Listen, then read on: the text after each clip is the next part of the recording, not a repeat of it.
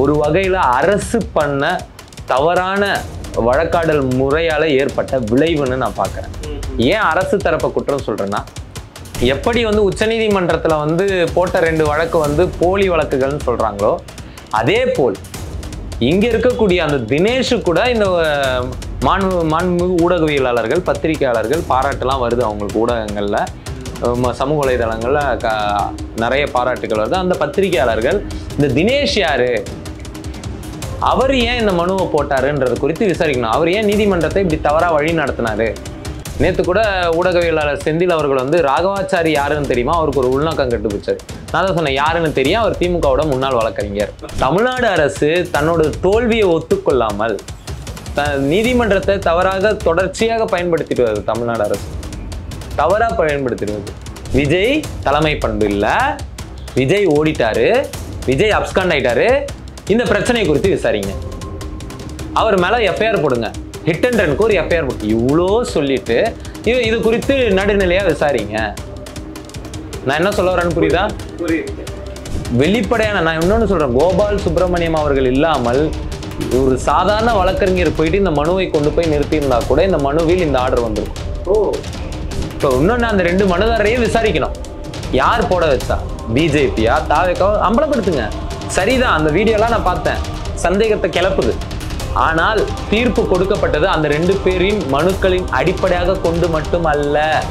Kidney திருட்டுல ஒரு பின்னடைவு, இது ஒரு பின்னடைவா பார்க்க முடியுமா? இது அதனால தான் வந்து மரியாதைக்குரிய ஐயா வில்சனே பேட்டி கொடுக்க வேண்டிய நிர்பந்தம் ஏற்பட்டிருக்கு. இப்போ வரைக்கும் வந்து கலைஞர் டிவியோட நியூஸ் கார்டு பார்த்தீங்கன்னா போலி மனு தாக்கல்கள், அபிஷேக் மனு சிங்வி வாதம், அதெல்லாம் விடுங்க. என்ன சொல்லியிருக்காங்க, உயர்நீதிமன்ற கிளை வந்து எப்படி இதை விசாரித்து அது நியூஸ் கார்டாக போடுங்கன்ற.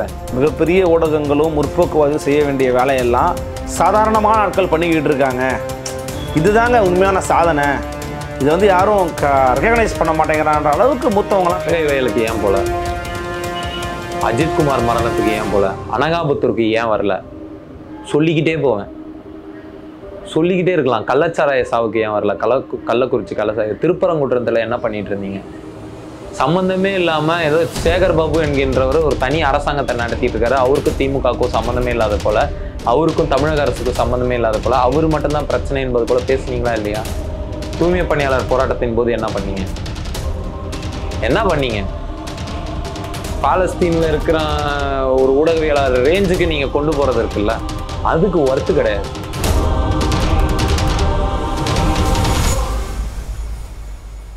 நலம் தரும் நல்லார் சித்த மருத்துவமனை இதய நோய், சர்க்கரை நோய், பக்கவாதம், சிறுநீரக பிரச்சனை, தண்டுவடம் மற்றும் மூட்டு பிரச்சனைகளுக்கு மிகச்சிறந்த மருத்துவமனை. கிருஷ்ணகிரி, சென்னை மற்றும் மதுரை. தொடர்புக்கு 8807666117 மற்றும் 8807666118. Nimati Property Management. Contact 7667008999. அன்னை பர்னிச்சர்ஸ், அன்னை திருமண சீர்வரிசை பொருட்கள், டிவி, ஃபிரிட்ஜ், வாஷிங் மெஷின் உள்ளிட்ட 200க்கும் மேற்பட்ட பொருட்கள் அடங்கிய திருமண சீர்வரிசை ரூபாய் 99,000 மட்டுமே. தமிழகம் முழுவதும் இலவச டோர் டெலிவரி. தொடர்புக்கு 7550144440 9345044044. ஃபோர்த் ஸ்டேட் தமிழ் நேயர்களுக்கு அருள்மொழிவர்மனின் அன்பார்ந்த வணக்கங்கள். இது உங்கள் ஃபோர்த் ஸ்டேட் தமிழ் வழங்கும் பெருதலும் பெருதுகள் நிகழ்ச்சி. இன்றைக்கு நம்மோடு மீண்டும் இணைகிறார் வழக்கறிஞர் மரியாதைக்குரிய புளியந்தோப்பு மோகன் அவர்கள். வணக்கம். வணக்கம். எப்படி சொல்லுவீங்க? இன்றைக்கி பார்த்துருப்பீங்க, உச்சநீதிமன்றத்தில் தாவேகா சார்பாக அவங்க சிபிஐ கோரி இந்த எஸ்ஐடி வேண்டான்னு சொல்லி ஒரு இதுக்கு போனாங்க. அவங்களுக்கு சாதகமாக தான் வந்திருக்குது. இது தாவேகாவுக்கு கிடைத்த வெற்றின்னு சொல்கிறாங்க. ஒரு வழக்கறிஞர் பார்வையில் இன்றைக்கி உச்சநீதிமன்றத்தில் நடந்த சம்பவங்கள் என்ன, அது அப்படி தான் பார்க்கணுமா? இந்த குறிப்பாக ஒரு விஷயத்துலேருந்து ஆரம்பிக்கணும்னா, சென்னை உயர்நீதிமன்றத்தில் ஒரு பொதுநல வழக்காக தாக்கல் செய்யப்பட வேண்டிய ஒரு மனு, நீதி பேராணை, அதுவும் ஒரு கிரிமினல் ஜூடிகேச்சர் நேச்சர் கிரிமினல் ரிட்டு வந்து அதை என்டர்டெயின் பண்ணதே வந்து எங்களை போன்றவர்களை வந்து புருவத்தை உயர்த்தி பார்க்க வச்சது. ஏன்னா எப்படி இதை வந்து இந்த போர்ட்ஃபோலியோவில் விசாரித்தாங்க, 1. 2வது, இதை ஏன் சென்னையில் விசாரித்தாங்க, 2. 3வது, இல்லாத ஒரு ஆளை எதிர் மனுதாரராகவே இல்லாத ஒரு ஆளை பற்றி ஏன் இவ்வளவு கமெண்ட் பாஸ் பண்ணாங்க, 3. இது 3மே நடக்கும்போதே தெரிஞ்சிச்சு இது கண்டிப்பாக வந்து தேர்ட் பார்ட்டி அப்பீலாக சிஜே கோர்ட்டுக்கு போனாலும் சரி, அல்லது உச்ச நீதிமன்றத்துக்கு போனாலும் சரி, இந்த தீர்ப்பு நிலைத்து நிற்காதுன்றத அந்த தீர்ப்பு வந்த முதல்ல இருந்தே நாங்கள் சொல்லிட்டு தான் வரோம். இதே ஊடகத்தில் கூட பதிவு பண்ணியிருக்கிறோம். என்ன முடிவு வரோன்றத வரைக்கும் பதிவு பண்ணோம். இன்னைக்கு உச்சநீதிமன்றமோ நீங்கள் ஏன் இந்த வழக்கை விசாரித்தீர்கள்னு அறிக்கை கொடுங்கன்னு உயர்நீதிமன்ற மாண்புமை பதிவாளருக்கு வந்து விளக்கம் கேட்டிருக்கிறாங்க. இது ஒரு வகையில் அரசு பண்ண தவறான வழக்காடல் முறையால் ஏற்பட்ட விளைவுன்னு நான் பார்க்குறேன். ஏன் அரசு தரப்பை குற்றம் சொல்கிறேன்னா, நம்ம நீதிபதிக்கு தெரியாது என்ன வர வழக்கை அவர் விசாரிப்பார். அதுக்கு தான் வந்து நீதிபதி எல்லாத்தையும் கவனிக்க முடியாதுன்றதுக்காக தான் செக்ஷன் வச்சுருக்குறாங்க. இந்த செக்ஷன் இங்கே வருமா வராதான்னா அந்த செக்ஷனில் இருக்கக்கூடிய அசிஸ்டன்ட் எக்ஸாமினர்ஸ் பார்ப்பாங்க, ஏஇன்றவங்க. நான் தாக்கல் பண்ணுற மனுவில் என்னென்ன பிழை இருக்குது எல்லா ஆவணங்களையும் வச்சுட்டேன்னா, போக வேண்டியவங்களுக்கெல்லாம் கடிதம் போயிடுச்சா, அதோட போஸ்டல் அக்னாலேஜ்மெண்ட் ஸ்லிப்பு வச்சுருக்கிறான்னா, ரிசீவ்டு ஸ்லிப்பு வச்சுருக்கிறான்னா, இதெல்லாம் பார்க்குறதுக்கு ஒரு ஏஇ செக்ஷன் இருக்கும். அங்கேருந்து வழக்கு வருதுன்னு வச்சுக்கோங்க. ஒருவேளை அந்த ஏஇ சொல்கிறாரு இந்த வழக்கை இங்கே விசாரிக்க முடியாது, அப்போ நான் ஒரு வழக்கறிஞர் என்ன சொல்லுவேன், மெயின்டெபிலிட்டி போடுங்க மேடம், நான் கோர்ட்டில் வாதாடிக்கிறேன், இது ஹெச்சிபி தான் வரும், இது வந்து இல்லீகல் டிடென்ஷன் தான், ரிவிஷன் போக வேண்டாம் அப்படின்னு நான் சொல்லி, அது ஏன் திறமை. இந்த வழக்கில் ஏஇ பாஸ் பண்ணி வந்துடுது. 30ஆம் தேதி ஒரு கடிதம் அனுப்புகிறாங்க. அந்த கடிதம் 3ஆம் தேதி மாலை 4:30 மணிக்கு மேலே தான் அவங்களுக்கு போய் ரிசீவே ஆகுது. இப்போ ரிசீவே ஆகாத ஒரு ரெப்ரசன்டேஷன் மேலே ஏன் நடவடிக்கை எடுக்கலை, அதனால் என் அடிப்படை உரிமை மீறப்பட்டுருச்சுன்னு சொல்லி ஒரு வழக்கு. இந்த வழக்கை வந்து விசாரிக்கிறாரு அவர் நீதிபதி. அவர் எல்லாத்தையும் உட்காந்து போஸ்டல் அக்னாலேஜ்மெண்ட் ஸ்லிப்பில் தான் இருக்கான்னு பார்த்துட்டு இருப்பார். அப்போ இதை யார் சொல்லணும்? அரசு கூடுதல் தலைமை வழக்கறிஞர் என்ன சொல்லணும், ஐயா இன்னும் வந்து ரெப்ரசன்டேஷன் வந்து எங்களை வந்து அடையலை, எங்களுக்கு வந்து ஒரு டைம் கொடுங்க, ஃபஸ்ட்டு ரெப்ரசன்டேஷன் என்னன்னு பார்க்குறேன், மனுவும் இப்போ தான் கொடுத்துருக்கு, விடுமுறை கால அமர்வு தான், அவசர வழக்கு ஒன்றும் கிடையாது, இன்னொன்று மோரோவர் அந்த ப்ரேயரில் இருக்கக்கூடிய எஸ்ஓபியை நாங்கள் ஆல்ரெடி அருணா ஜெகதீசன் அவங்கள வச்சு நாங்கள் பண்ணியிருக்கிறோம், அதனால் ஒரு டேட் போடுங்கன்னு சொல்லிக்கலாம். இவங்களும் ஆஹா வந்தாண்டா ஒருத்தன் காலமாடுன்னு சொல்லி இவங்க உட்காந்து அதை ஒரு மனு விசாரணையாக என்டர்டெயின் பண்ணி மதுரையில் வழக்கு நடக்கிறதையும் நீதிபதிக்கு தெரியப்படுத்தாமல், நீதிபதிக்கு அதெல்லாம் தெரியாது, அவசியம் இல்லையா? ஏங்க அவங்களுக்கு 1000 வழக்கு இருக்கும். எந்த நீதிமன்றத்தில் என்ன வழக்கு போகுதுன்னு பார்த்துட்டு இருக்கதா ஒரு ஹைகோர்ட் ஜஸ்டிஸோட வேலை? எனக்கு என்ன புரியலன்னா, அரசு பண்ண தப்புக்காக தேவையில்லாம ஒரு ஜட்ஜு வந்து பலிகடாய்க்கு இருக்கிறாரு. அவரை எப்படி விமர்சிப்பீங்கன்ற நான்.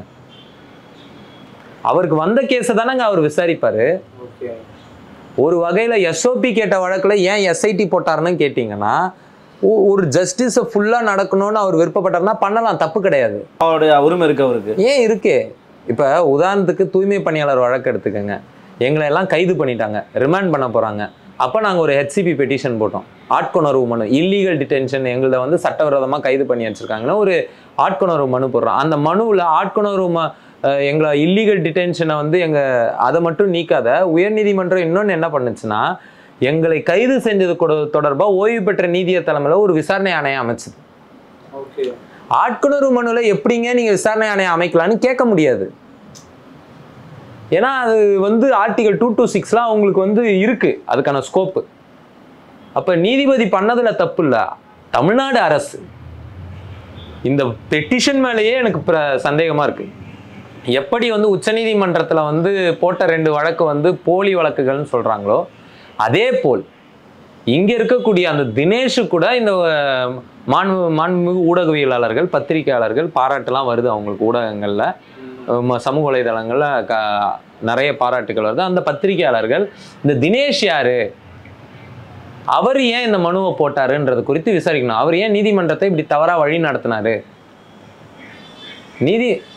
எப்படி தூய்மை பணியாளர் வழக்கு போராட்டத்தின் போது அரசு தன்னால் அந்த போராட்டத்தை வந்து முடிச்சு வைக்க முடியல, தன் தோல்வியை ஒத்துக்காம, அதால வந்து மக்களுக்கு வந்து எந்த ஒரு தீர்வும் கொடுக்க முடியாதனால நீதிமன்றத்தை தவறா வழி நடத்தி தவறா பயன்படுத்தி எங்களுக்கு எதிரான ஒரு உத்தரவை பொதுநல வழக்கின் மூலம் ஒரு போகஸ் பெட்டிஷனை போட்டு, அதுக்கு இன்னைக்கு திவிகாவோட வழக்கறிஞராக இருக்கிறார்ல, தாவேகாவினுடைய வழக்கறிஞராக இருக்கிறார்ல, அதே ராகவாச்சாரியா இன்னைக்கு திமுகக்காக வந்தார், திமுகவின் தேன்மொழிக்காக வந்தார்.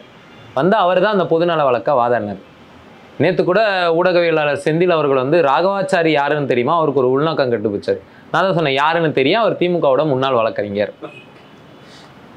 ஸோ எதுக்கு சொல்ல வரேன்னா, தூய்மை பணியாளர் போராட்டத்தில் எப்படி ஒரு போகஸ் பெட்டிஷன் போட்டாங்களோ, இதுவும் ஒரு போகஸ் பெட்டிஷனாக இருப்பதற்கான வாய்ப்பு உண்டு. இன்னைக்கு மரியாதைக்குரிய மூத்த வழக்கறிஞர் ஐயா வில்சன் அவர்கள் உச்சநீதிமன்றத்தில் நின்று பேட்டி கொடுக்கும் பொழுது இது ஒரு இடைக்கால தீர்ப்பு தான், இது முழுமையான தீர்ப்பு. நானும் சொல்றேன் இது இடைக்கால தீர்ப்பு தான். எப்போ எஸ்ஐடி போட்டிருக்காங்களோ, ஒரு நீ வந்து விசாரிச்சு மாசம் அறிக்கை கூட அந்த எஸ்ஐடி கிட்டன்ட்டாங்களோ, அது எப்படி உடனே முடிச்சு வைப்பாங்க? அது விசாரணை முடியணும்ல. அதை தாண்டி கோரிக்கை யாரால் வைக்கப்பட்டது? எஸ்ஐடி கோரிக்கை தாவேகாவால் வைக்கப்பட்டது.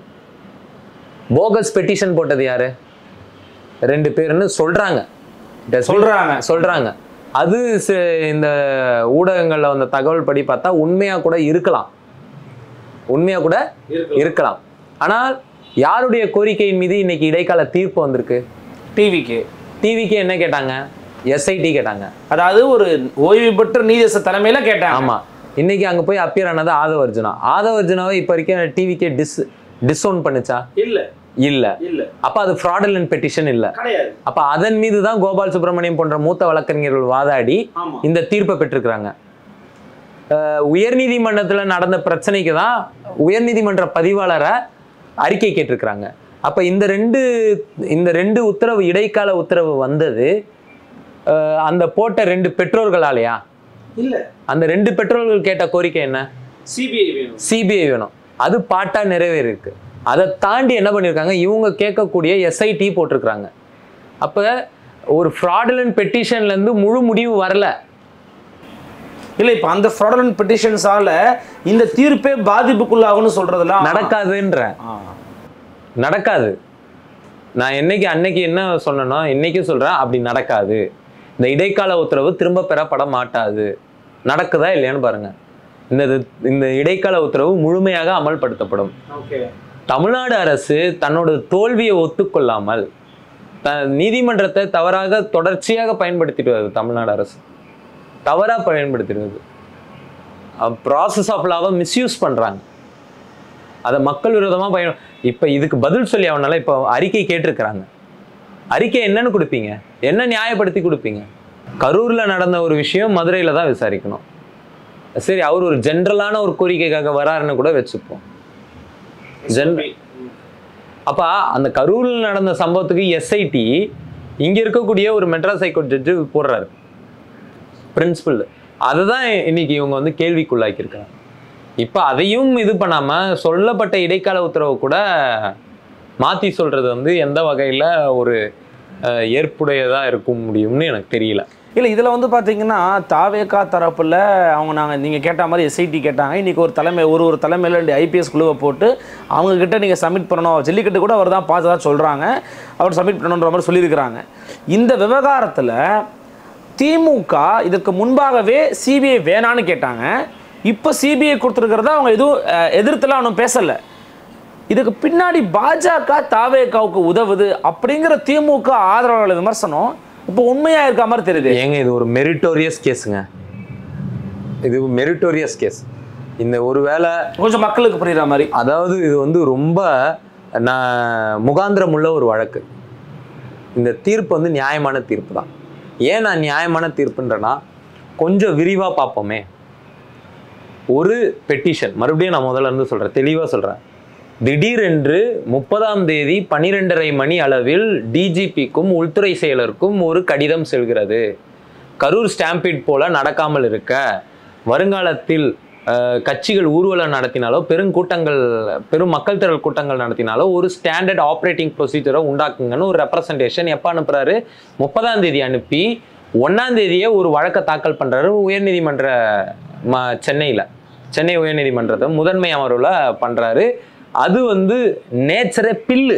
அவர் அக்ரீவ்டு பர்சன் இல்லை, பாதிக்கப்பட்ட நபர் கிடையாது மனுதாரர். நான் எப்போது பாதிக்கப்பட்ட நபராக இருந்து எனது அடிப்படை உரிமை எப்போது மீறப்படுகிறதோ அப்போதுதான் நான் வந்து ஒரு நீதி பேராணை மனுவை போட முடியும். நான் பாதிக்கப்பட்ட நபராக இல்லாத போது, ஒரு வகையில் இது மக்களின் அடிப்படை உரிமையை பாதிக்கப்படக்கூடிய ஒட்டுமொத்த பிரச்சனையாக இருக்கும் பொழுது நான் ஒரு பொதுநல வழக்கு தான் போட முடியும்.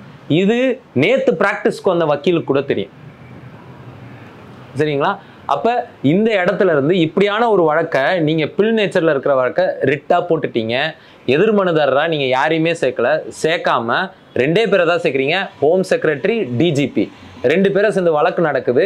3ஆம் தேதியே விடுமுறை கால அமர்வுலயே ஐயா விசாரிக்கிறாரு. ஐயா விசாரிச்சது மட்டும் இல்லாம சியூமோட்டோவா தன்னிச்சையா கரூர் இன்ஸ்பெக்டரை சேர்க்கிறாரு, தாவேக்காவை சேர்க்கல. இதன் பிறகு என்ன நடக்குதுன்னா, தாவேக்காவுக்கு எதிரான கருத்துக்கள் அந்த நீதிமன்றத்துல இருக்கு. சில அறிவாளிகள் கூட பேசுறாங்க, அது உத்தரவுல அது கருத்து தான்றாங்க. ஒப்பீனியன் தான். எனக்கும் தெரியும், தெரியாம ஒன்றும் வக்கீலாவும் இல்லை, சட்டம் படிச்சுட்டும் இல்லை. இது சாதாரண பாமர ஏழை எளிய மக்களுக்கும் தெரியும். ஒப்பீனியன் தான். ஒப்பீனியனை கண்டுக்காமலாம் இருக்க முடியாது. ஒப்பீனியன் எனக்கு எதிரான ஒரு கருத்து நிலையை உருவாக்கும். எப்பவுமே எல்லா நீதிமன்ற தீர்ப்புகள்லையும் கடைசி பேஜ் தான் கன்க்ளூஷன், ஆபரேட்டிவ் பார்ட். முழுக்க இருக்கிறது ஒப்பீனியன் தான். ஒப்பீனியனை மேற்கொள்ளும் காட்டலாம் மற்ற வழக்குகள்ல. நாளைக்கு ஒரு ட்ரையலே நடக்குதுன்னு வச்சுக்கோங்க, ஒருவேளை விஜய் குற்றவாளின்னு ஒரு ட்ரையலே நடக்குதுன்னா இந்த ஒப்பீனியனை கூட அவருக்கு எதிராக பயன்படுத்தலாம்.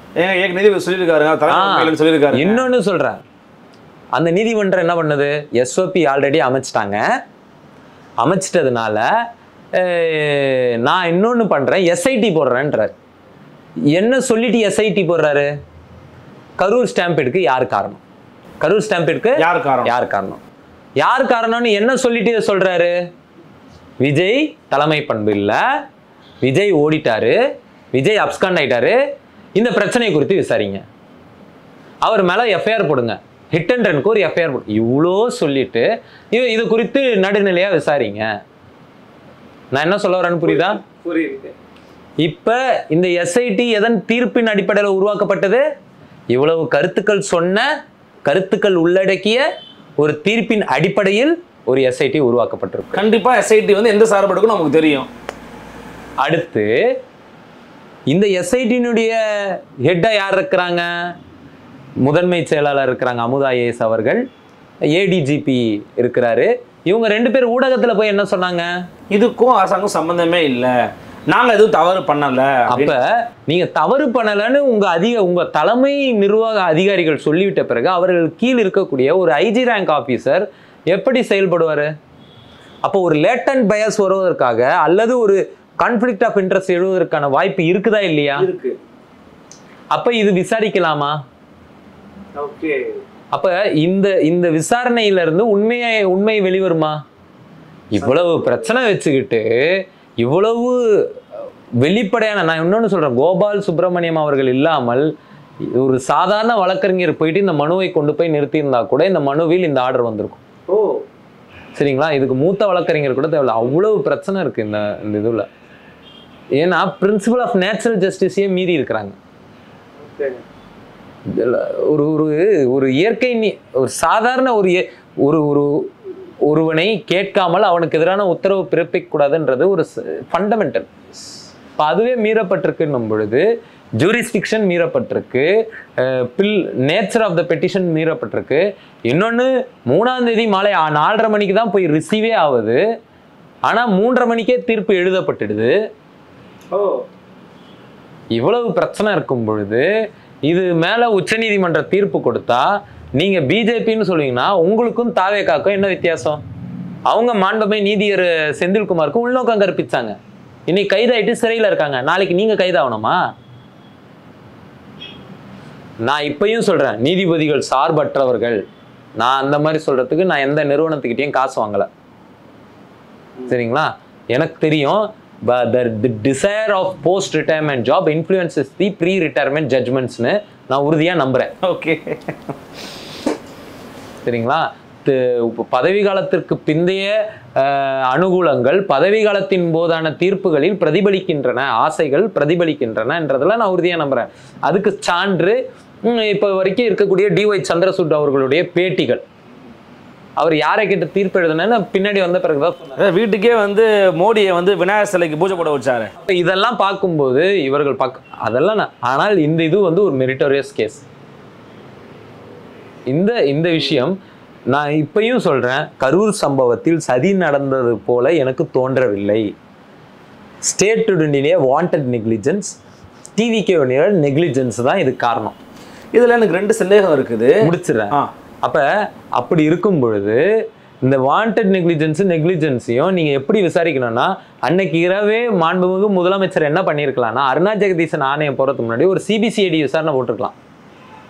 பார்க்குறவங்களுக்கு கூட ஐயோ நம்ம முதல்வர் போட்டிருக்கிறாரு, உண்மை வெளியே ஒரு அமைதியா இருங்க, உடனே ஏன் ஒரு அரசு மேல வந்து குற்றம் கூறுறீங்கன்னு கேட்டிருப்பாங்க மக்கள். நீங்க அவசரப்பட்டு இந்த மாதிரியான மனு போடும்போது சாதாரண பார்க்குறவனு கூட ஏன்பா இவ்வளோ அவசரப்படுறாங்க தோணுமா தோணாதா? உங்க வீட்டில் ஒரு பொருள் திருடு போச்சுங்க, சம்பந்தமே இல்லாத ஒருத்தன் திருடியே இருக்க மாட்டான், அவன் பதட்டப்பட்டானா உங்களுக்கு என்ன தோணும்? ஏன் இவ்வளோ பதட்டப்படா? திடீர்னு ஒருத்தர் வராரு, வந்து அந்த பதட்டப்பத்திரம் பத்தி ஆகா ஓன் நட்சான்று கொடுக்குறாரு, தேவையே இல்லாது. புரியுது. உங்களுக்கு என்ன தோணும்? சந்தேகம் கொஞ்சம். அப்ப சந்தேகங்கள் வலுவகுறதுக்கு தான் இந்த மாதிரியான மனுக்கள் இதுவாயிருக்கு. நீங்க நேர்மையா பண்ணிருக்கலான்ற இந்த மாதிரியான இது பண்ணாம நார்மலா பண்ணியிருந்தாலே நியாயம் கிடைச்சிருக்கும். இப்ப இன்னொன்னு அந்த 2 மனுதாரரையும் விசாரிக்கணும். யார் போட வச்சா? பிஜேபியா தாவேக்காவா? அம்பலப்படுத்துங்க. சரிதான், அந்த வீடியோலாம் நான் பார்த்தேன், சந்தேகத்தை கிளப்புது. ஆனால் தீர்ப்பு கொடுக்கப்பட்டது அந்த 2 பேரின் மனுக்களின் அடிப்படையாக கொண்டு மட்டும் அல்ல. நான் மீண்டும் சொல்றேன். கரெக்ட். இன்னைக்கு அவங்க 2 பேரும் வந்து பாத்தீங்கன்னா ஒரு பெரிய பெரிய கார்லாம் உட்காந்துக்கிட்டு இருக்காங்க. அவங்க வந்து பேசும்போது நான் வந்து இதை வாங்கிக்கேன்னு சொல்லிட்டாங்க, நான் அண்ணாடங்காச்சிங்க, அப்புறம் அண்ணாடங்காச்சிங்கன்றாரு. அவர் பெரிய ஒரு இந்த காரில் உட்காந்துக்கிட்டு இருந்து தப்பா சொல்லல. நானு எப்படி கூட்டு போனாங்க பாவங்க, அந்த மக்கள் வந்து கஷ்டமா இருக்கு. அப்போ அவங்க இன்னைக்கு வேற கட்சி அவங்களை பேக்கப் பண்ணதோ சந்தேகம் இப்போ எல்லாம் ஆரம்பிக்குது. ஏங்க சந்தேகங்கள் எழுப்புங்க, ஊடகவியலாளர்கள் சந்தேகங்கள் எழுப்பணும், ஐயங்கள் இன்றி ஒரு உண்மையை கண்டறியணும்ன்றதெல்லாம் நான் உடன்பாடு. ஆனால் அந்த வீடியோக்கள் பார்க்கும்போது இது ஒரு போகஸ் பெட்டிஷனா இருப்பதற்கான வாய்ப்பு உண்டு. ஆனால் இந்த தீர்ப்பு ஒரு ஃப்ராடுலன்ட் பெட்டிஷன்ல இருந்து வரலை. சம்பந்தம் இல்ல. தாவேகா வைத்த கோரிக்கை எஸ்ஐடி. தாவேகா அது ஃப்ராடுலன்ட் பெட்டிஷனா? இல்ல. அதுல இருந்து தானே வந்திருக்காங்க. சென்னை உயர்நீதிமன்றத்துல நடந்தது உண்மையா இல்லையா? 19 பக்கத்துக்கு தீர்ப்பு இருக்கு. அந்த 19 பக்க தீர்ப்பை படிச்சுட்டு தானே ரெஜிஸ்ட்ரி அறிக்கை கேட்டிருக்கிறாரு. அது உண்மையா இல்லையா? சொல்லுங்க, உண்மையா இல்லையா? அப்ப இந்த 2 உண்மையின் அடிப்படையில இந்த 2 சிபிஐ விசாரணை மட்டும்தான் அவங்களும் கோரிக்கை வச்சிருக்காங்க. யாரு? அந்த 2 மனுதாரர்.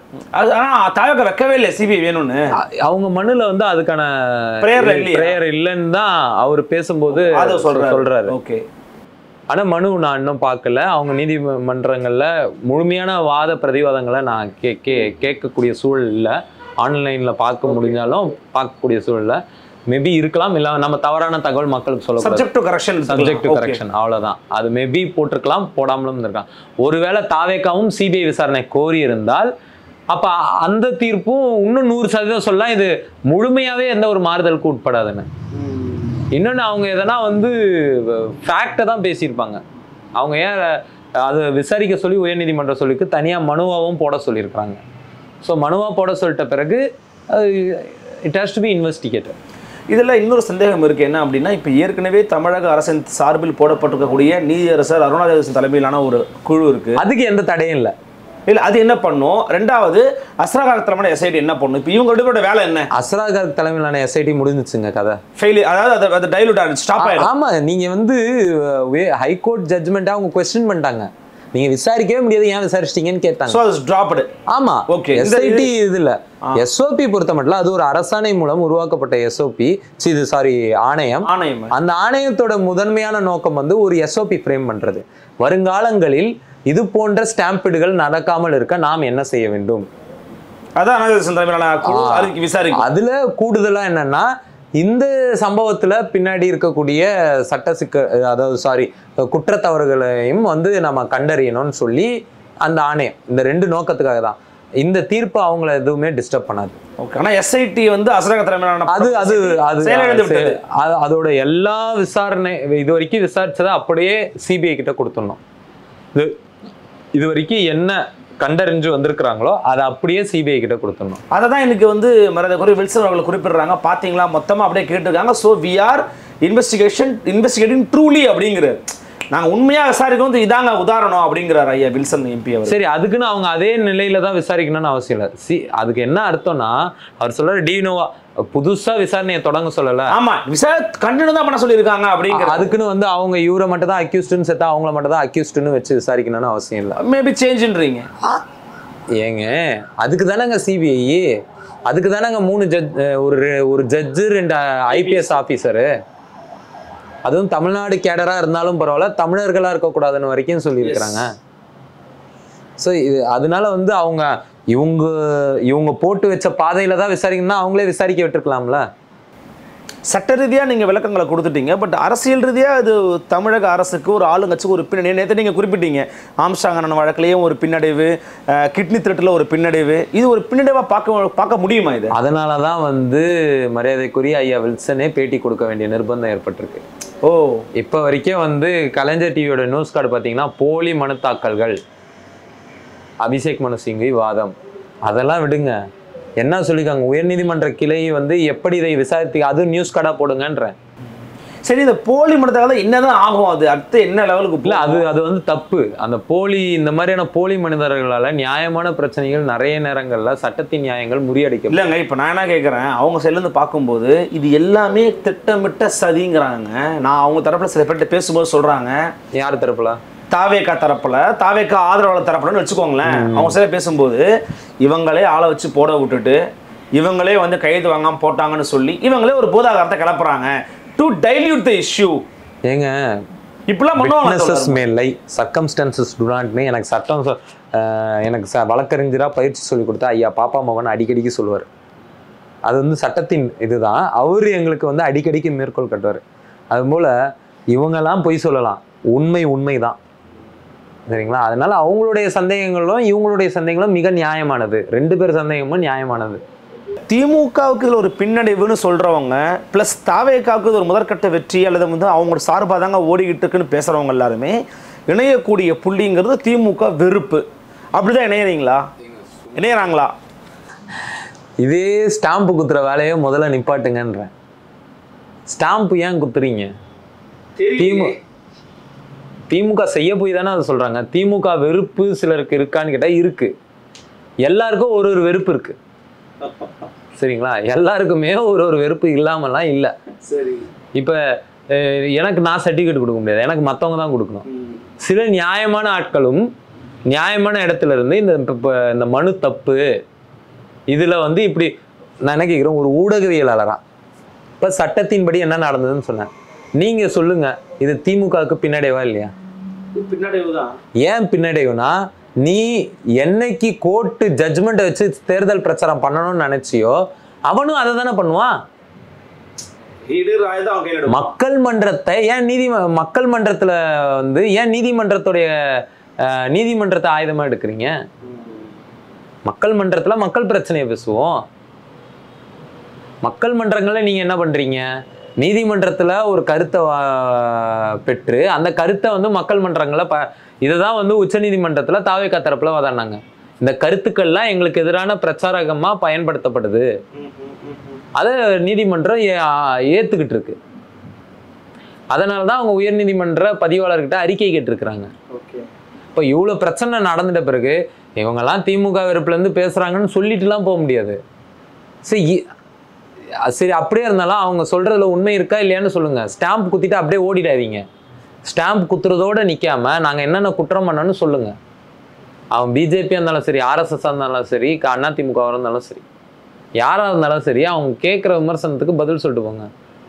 பிஜேபி ஆர்எஸ்எஸ் உங்களை விட அதிகமாக எதிர்க்கிறோம், சரிங்களா? அந்த கட்சி தமிழ்நாட்டில் துளிர் விடக்கூடாதுன்னு நினைக்கிறோம். அதனால தான் 2024 வரைக்கும் எல்லாரும் ஒரு நிலைப்பாடு எடுத்தாங்க. இப்பயும் நான் சொல்றேன், திமுக ஃபாசிஸ்ட் கட்சி அல்ல, அதுக்கு ஃபாசிஸ்ட் டெண்டன்சி இருக்கு. நான் வந்து திமுகவை பாஜகவோடு சமன்படுத்த மாட்டேன், பாஜகவும் திமுகவும் ஒண்ணுன்னு சொல்ல மாட்டேன்.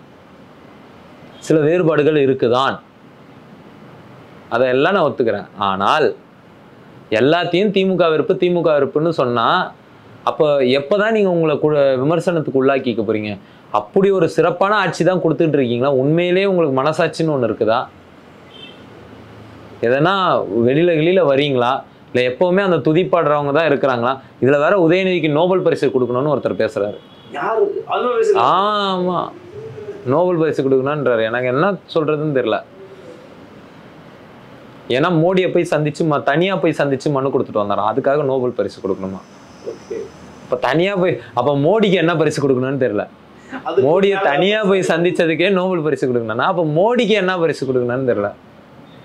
சரி, எதுக்கு சொல்ல வரேன்னா கொஞ்சமாச்சு வந்து அரசியலா அறத்தோட எதிர்கொள்ளுங்க.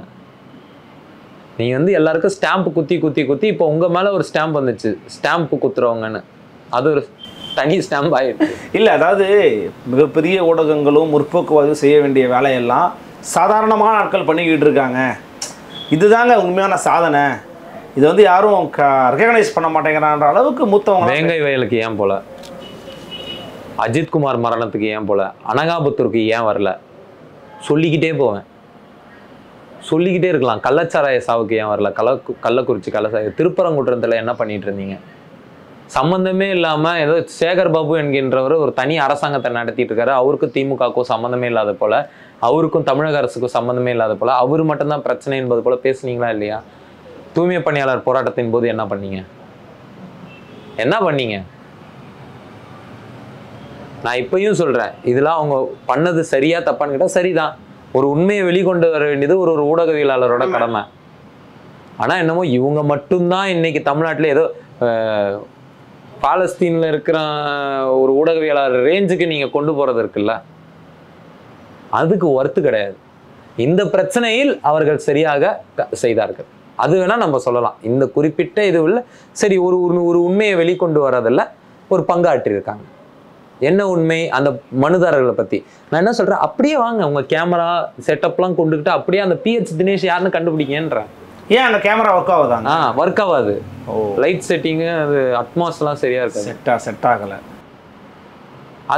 அதுதான் சொல்றேன், அதுக்கு பாராட்டுறதுக்கு இவங்களே என்ன வேற எதனா வேண்டாம். எல்லாம் மூத்த ஊடகவியலாளராக இருக்கிறாங்க.